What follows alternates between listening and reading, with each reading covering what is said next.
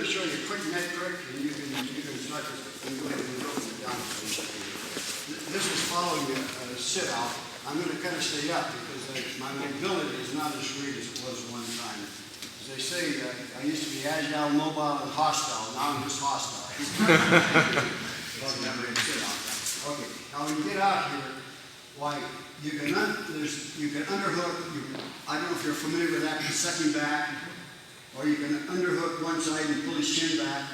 And the best way, in my opinion, is to beat him right here. You just come across the face and use your head. Okay, just hollow. Okay, tap it. Okay, it doesn't take much pressure. So when you do this, why be very careful with it. Okay, let's turn around so we just get a different picture here. Yeah. And okay, you just turn the man's head. You're pulling here, pushing here, and sliding it back. It doesn't take much. Push.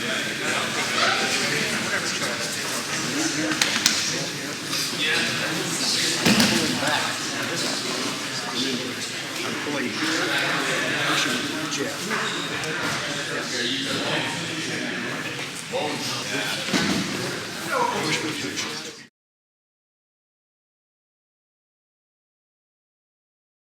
Pull here, sucking back.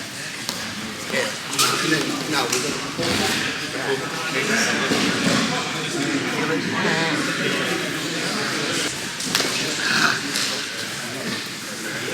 Again, to get that shoulder. Ooh. Jake, you hire a chiropractor for adjustments? Yes, sir.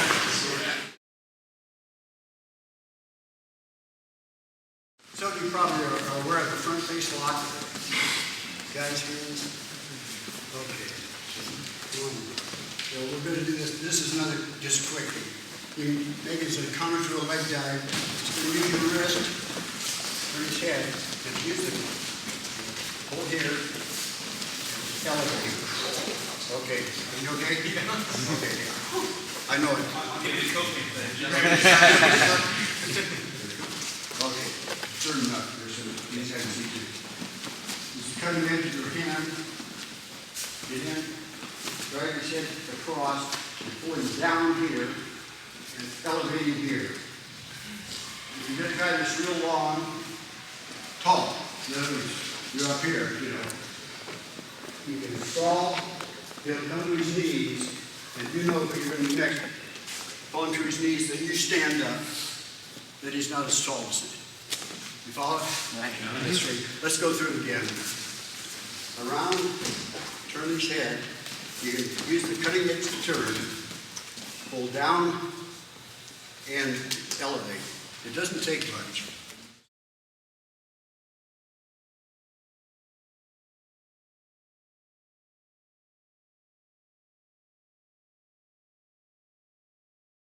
I want to just address a couple other things here before we go on, and that's the mental factors, the mental portion of this, because there's a mindset here that's very important. Basically, if you think you can or can't, you're right. But that can has to be on well-based confidence. In other words, you can't just say, hey, mentally, I'm going to kick this guy's butt, you know, without doing some training. You've got to do the work in the gym. That then will help the confidence factor. You have to do the training, the running, the wrestling, the repetitions of all the things that you do, the strength work, the total package. And then a lot of times we did this with Owings, and it worked very, very well. We noticed that Gable did certain things and exposed certain weaknesses that we wanted to take advantage of. Not that Gable had many. He was a very, very good, very fine wrestler, and I think that if he'd have wrestled Owings 10 times, he would have won 9 of them. It just happened to be that particular day was Larry's. But the best time to do this, I know some of you are into the Zen philosophy, but a very good time to do it is just prior to going to sleep, when you're relaxed. You know, you can visualize yourself. Visualize yourself doing the front face lock, or some particular move you're working on. Be a realist too. If you wrestle some guy who beats you, don't say, well, hey, that guy beat me, I had a hangnail, you know, or I had a cold or something. You know, why did he beat me, you know? Look for the real causes of it, and then eliminate those weaknesses, and next time maybe you'll turn it down. But you have to be realistic. This is a very realistic sport. And if you have a coach that's realistic, well, he might get on your tail once in a while, you know, hey, you know, you're not doing this, you're not doing that. So these are very important things. The mental aspect is very important. It's going to go through the double wrist lock, which I see there's a couple of guys here that work it very, very well. I've seen one boy doing a switch and he turned it right into a double wrist lock. He said he'd been doing submission last week. So, but I want to point out 2 or 3 things in this regard. Okay, now, if this man's arm is straight and close to his body, I don't have much chance of making this a good move. Let's just walk around. In other words, if he keeps this thing close to his body and straight, now I can't do anything with it, you know, so that's one thing. Okay, so if someone gets it on you, well, that's part of the move, you know, or you can pull in and grab the skin in your stomach or something so he can't get it up. Do you follow what I'm saying? Just grab something so he can't get loose. Okay, so lesson 1. Okay, the second thing here, now relax a little, is get a little angle in it, bend it, you know, so there's an angle. You see what I'm saying here, angle-wise? In other words, this is straight, 180 degrees, this is an angle. You have better leverage there.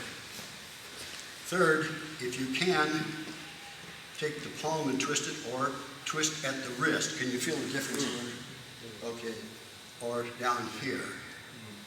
I know this is quite a bit of stuff. So let's try this. Okay, we're going to be, let's walk around one more time. Okay. Straight, not so good. Bent, better. With a twist, even better, because it takes the slack out. Or you can twist down to here if you can.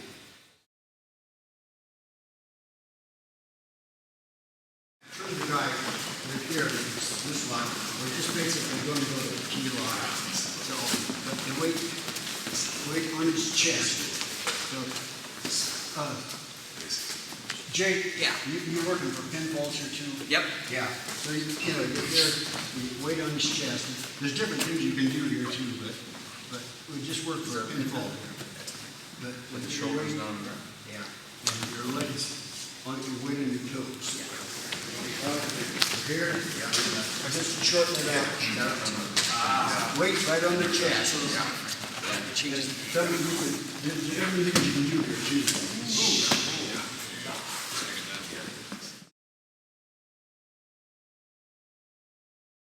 I want to show you something that helps because you may not have a lot of power. Now let's say that I'm in this position and I want to get this guy's arm down and he grabs his stomach or something like that. So I can't, you know, it's too strong. Now if I can use a little trick to get him down without much strength. So what I'm going to do, hang on. You all right? Pull, push. Yeah.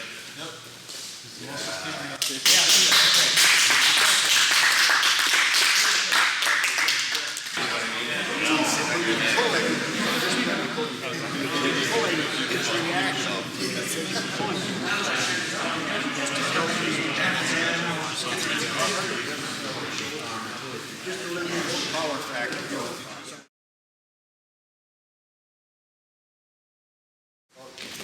We're going to destroy one of the legs of the table. If I take this leg out, he's vulnerable to moving.